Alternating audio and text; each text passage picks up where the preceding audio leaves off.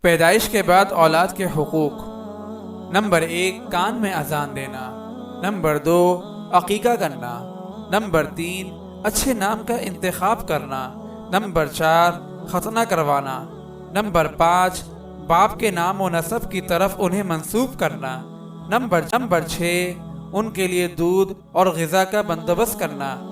Number 7، ان کی اسلامی تعلیم و تربیت کرنا۔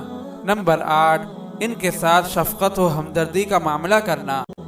نمبر 9، اولاد کے درمیان عدل و انصاف کرنا۔ نمبر 10، دستور کے مطابق ان پر خرچ کرنا۔ نمبر 11، ان کو روزگار کے لائق بنانا۔ نمبر 12، ان کی غلطی اور کوتاہی کی نشاندہی، سرزنش اور پھر انہیں معاف کر دینا۔ نمبر 13، ان کی مناسب جگہ شادی کروانا۔ نمبر 14، ان کے لیے دعائے خیر کرنا۔